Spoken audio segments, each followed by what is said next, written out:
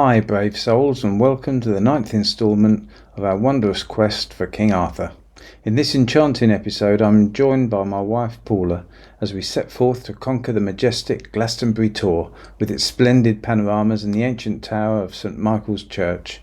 This storied site is believed to be none other than the legendary Isle of Avalon. In days of yore, the surrounding Somerset levels were engulfed by waters, leaving the Tor as a proud isle, steeped in rich history and timeless legends. From this lofty perch, we adventure down to the mystical Chalice Well, where sacred waters whisper secrets of old. So ready your hearts for adventure, and let's embark on this captivating journey together.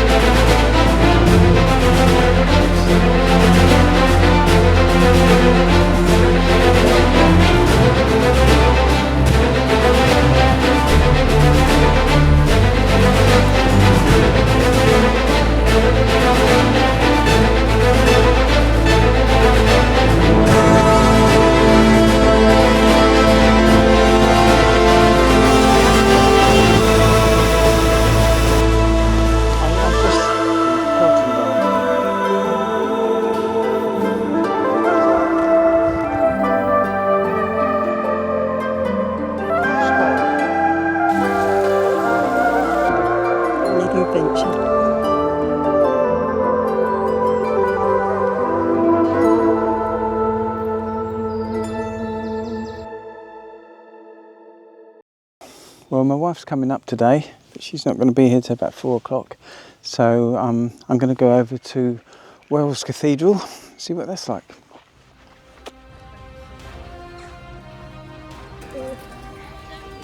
Upon my journey to the resplendent Wells Cathedral, I found myself enchanted by the grandeur of the Bishop's Palace and its magnificent gardens. These sights were truly a marvel to behold, though they weave no threads into the rich tapestry of the Arthurian legend. Therefore, I shall save their enchanting story for another time, a separate adventure beyond our current quest. So keep your eyes peeled for that future tale, for they're indeed worthy of a night's visit. Right, well, the cathedral was fantastic, as I was expected, and I'm back at the campsite now, and Paula's going to be here in about an hour or so. I've just moved the gazebo back as soon as the wind's died down a bit, and it stopped raining, so I think the weather's going to be right from now on. So I've moved the gazebo back to give us more room in the gazebo, since there's going to be 2 of us now, and it doesn't need to be enclosed because it's not raining. So just doing that at the moment, and then I'm going to put the chicken on. Have a barbecue. Hopefully the chicken will be on by the time Paula gets here, and we can chillax. Spotted the chicken, and that's all ready to go on the barbecue. I've just put some herbs and some butter, rub that in, then I'm going to put it in the cage and hang it on the barbecue. It's Paula! Hello. Hey, she got here. Yep. Can you tell me about all this rain? It's glorious sunshine. Yeah, I'll show you the videos. Anyway, it's nice to be here. Yeah. Right, chicken's cooking nicely.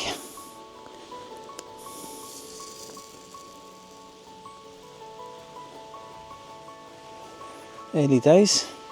Got some vegetables in a basket here. Just put some potatoes cubed up with some carrots, tomatoes, some onion, and just put some oil, a bit of butter, and put them in a cage, and we're going to cook them over the fire later on. So keep turning the chicken every 10 minutes, quarter of an hour. Just turn it over and just let it cook evenly all round. Vegetables all ready in their basket. Here's the vegetables, and then I'm going to do some peas, and I've got some asparagus. I'm going to cook some asparagus as well. So you just bend it where it breaks. That's the asparagus tips, so it'll automatically break, and you just throw the other bits away. You can cook them, but they're not the nicer bits. These are the best bits. So when you see the world's asparagus tips, That's what it is. More, bit of salt, and just lay them on the grates and turn them every now and again, and they'll be nice. Just gives you a little bit of flavour. So we've got chicken, vegetables with potatoes and asparagus, and do some peas and gravy. That is a chicken dinner. It's no good. Beer was calling. Cheers. Chicken's cooking away. So, not much to do for a while.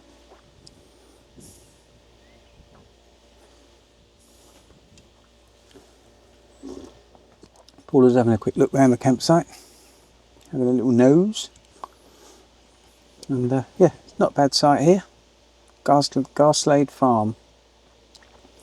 Just over 2 miles out of Glastonbury. And most people that were here when I turned up have gone now. They just came down for the weekend, so hardly anyone here, which is good. Quite nice, and the weather's better, so, and that always makes a difference. So, looking forward to this lot. Have a nice dinner and nice relaxing evening. Got some wine, and that's what camping's all about. Sling a lump of meat over the barbecue, open a bottle of something, and just relax and enjoy yourself. Get away from work and everything else that you have to get on with, and you can just forget about it all and just be free. It's freedom. That's what it's all about. It's freedom. And there ain't nothing better than freedom. I've really enjoyed this last 2 weeks. Just travelling around in my little castle. It's been, been a real quest. An Arthurian quest. Huzzah! Been a real adventure. It's been good. And when I get back, I've got to start doing all the editing and everything to make the episodes for YouTube. So I quite enjoy doing that anyway. So it's finding the time to do it. I don't know how many episodes it will take to do this little adventure, but it's been good. The Arthurian quest, and I'll do the second half. I'm hoping to do the second half in September. That's round Wales, but I'll probably have to do that next year because of money. If I can afford it, I'll do it in September, and when the whole tour will be done. There's a couple of places, the King Arthur Centre I couldn't go to, so I'll have to come down for that when it opens, but they're shut at the moment. No one knows why. So I'll come down for that, and then when I've done that, I want to do a book. When I've done the whole tour, I want to do a book on the tour and all the places. So that should be good.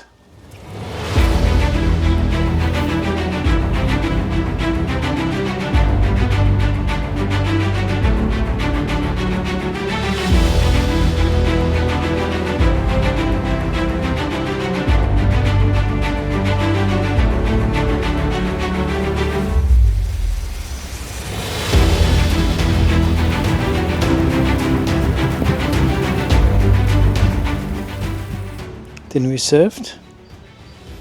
Roast chicken, cooked over the fire with peas, asparagus, potatoes and vegetables.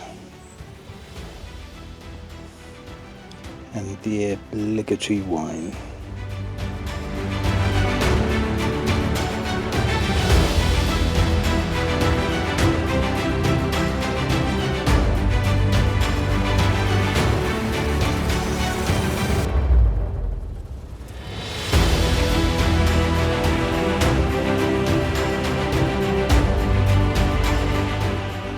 Delicioso meal, and yeah, just chilling out now with some wine, and yeah, nice evening. Been a lovely day today, and I went to Wells Cathedral, which was spectacular, and the Bishop's Palace, the gardens were amazing.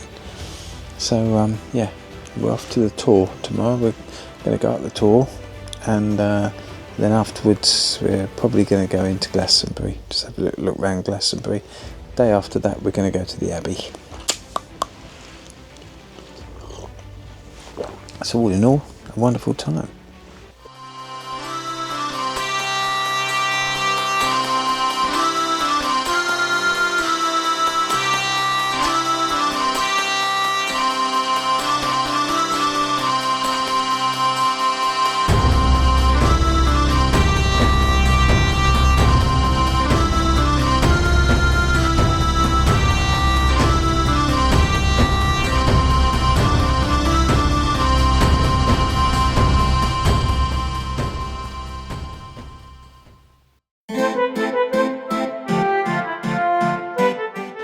Right, well, we just had some breakfast, had our tea, and we're just heading off to go up to the Tor. So we're going to climb up to the top of the Tor, see what's up there, and I think the Chalice Well is near the bottom of the Tor as well, so we're going to go visit that. So should be a good day. Weather's glorious. So yeah, Glastonbury Tor, here we come. There's the Tor, that's where we're heading. As we arrived in the enchanting town of Glastonbury, we made our way to the town's bustling heart, where the main car park was alive with the vibrant energy of a lively market.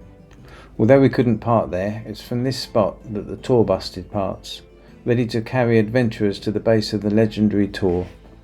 While we awaited our chariot, we wandered through the splendid market, each stall brimming with delights that could tempt even the most discerning knight.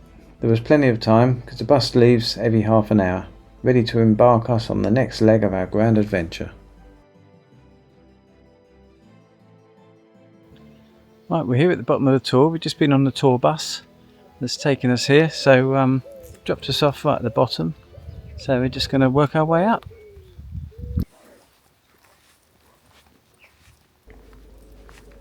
Glastonbury Tor stands as a sentinel of legend, entwined with the tales of King Arthur.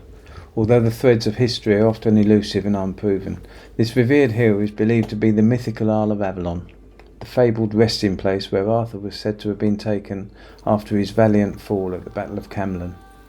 In the days of yore, when Arthur roamed the land, the Tor was an island, rising majestically above the flooded Somerset levels. Whispers of ancient lore also tell of Joseph of Arimathea, who is said to have hidden the Holy Grail within these hallowed grounds. It's believed that Arthur and his noble knights once journeyed to the Tor, perhaps in search of that sacred vessel, their destinies entwined with the very fabric of this mystical place. Yet the Tor's story stretches far beyond the age of Arthur. It's a site steeped in Neolithic significance.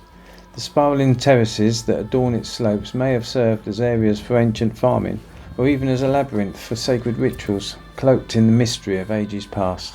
Crafted by nature itself, the hill's composed of clay and blue lias, crowned with a formidable cap of sandstone. At its summit stands the tower of the Church of St. Michael, a 14th century edifice believed to have risen upon the remnants of an earlier church, laid low by the tremors of an earthquake.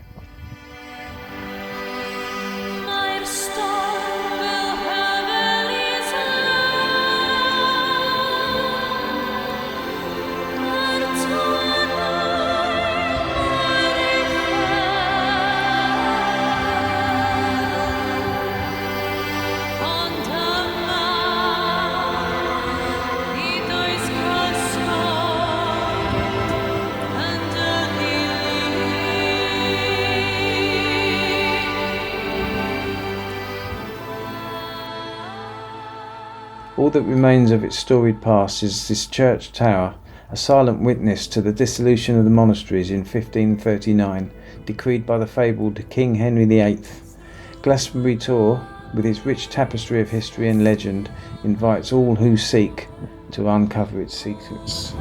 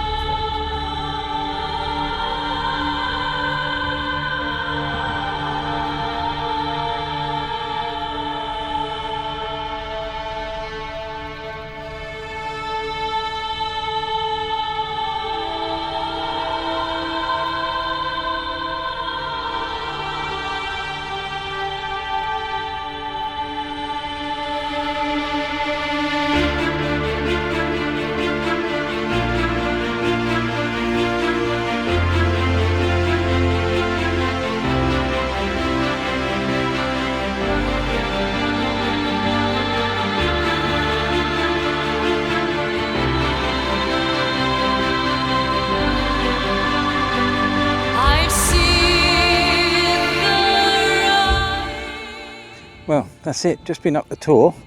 An incredible view from up here, absolutely amazing. And you can see all the way round. I'm just heading back down now and heading for Chalice Well. See if we can find Chalice Well, which is at the bottom.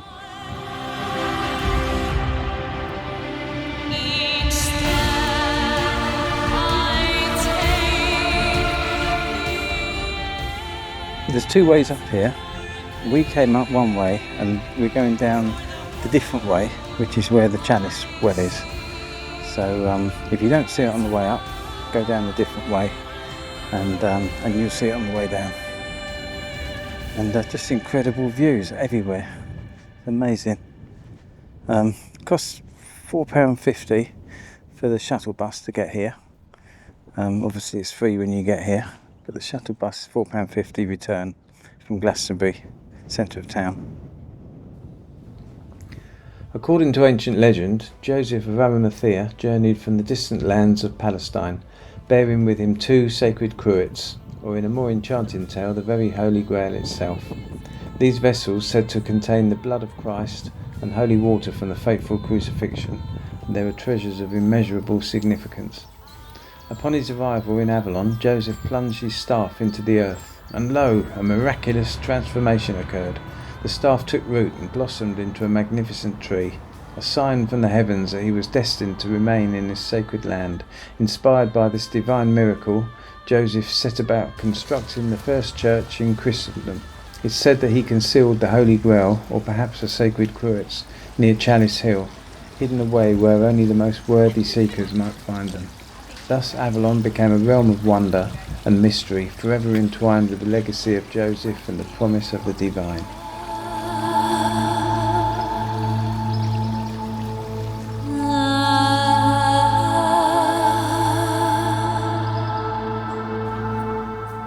Chalice Well, renowned as the most illustrious of holy wells, nestles serenely between the majestic Tor and the revered Chalice Hill.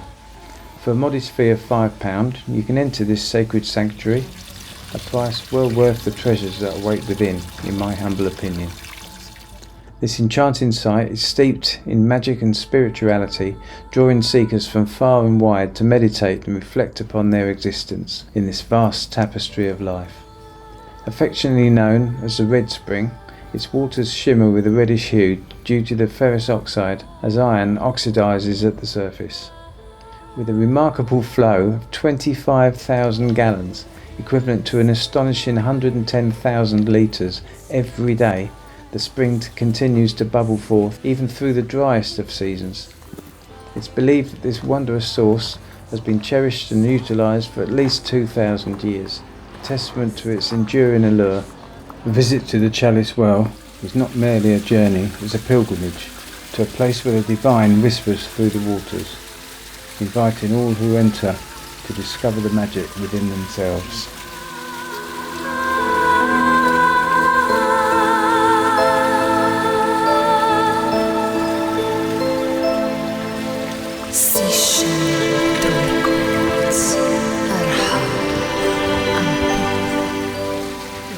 This is King Arthur's Court waterfall with its healing waters.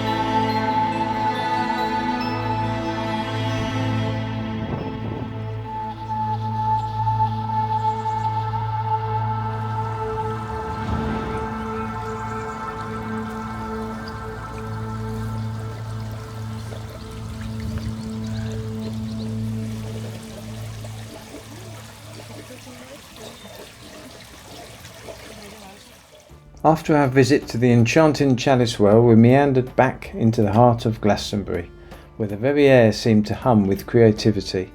As we strolled through the town, we marvelled at the splendid artwork adorning the buildings, each mural telling tales of old and echoing the whispers of legends long past. With our spirits lifted by the artistry surrounding us, we made our way back to the castle to settle in for the evening.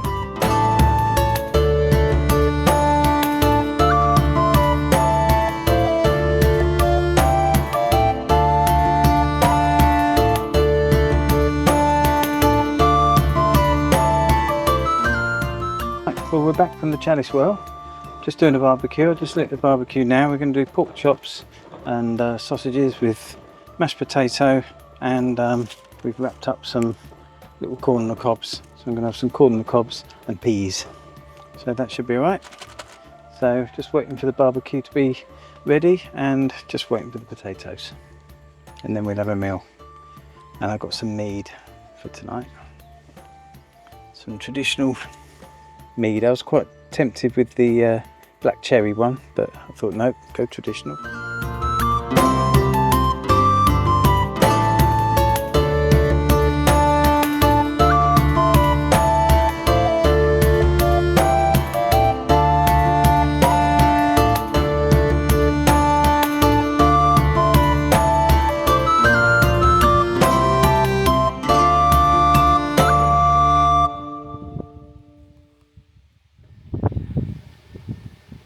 Cheers.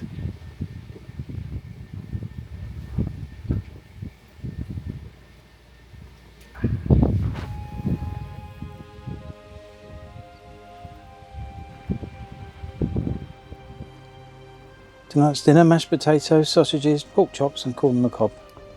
And I forgot to mention the cider gravy.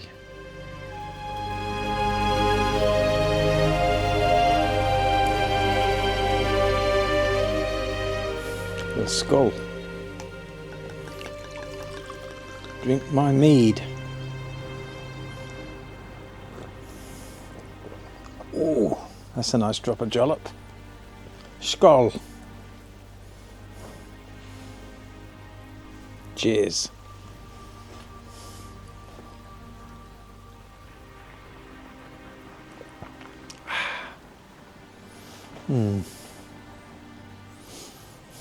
It's good, this camping lark, isn't it?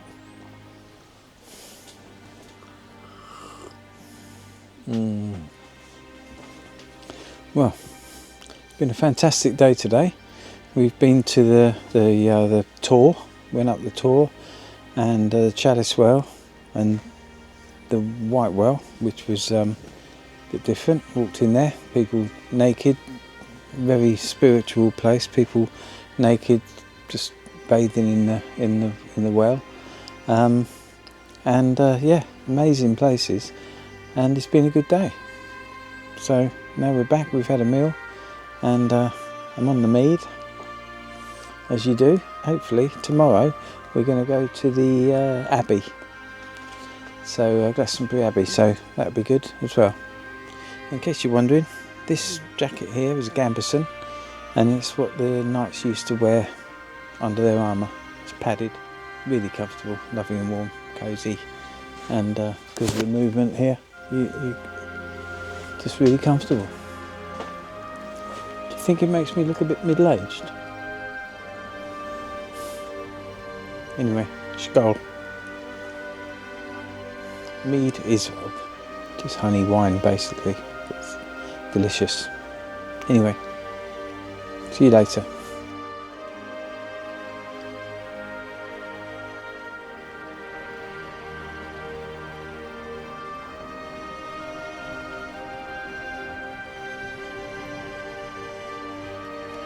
The flickering torches, casting shadows that danced like the very torches of Arthur's court, filling our hearts with the promise of adventure. The night unfolded like a scroll of forgotten lore, inviting us to dream of the quests yet to come.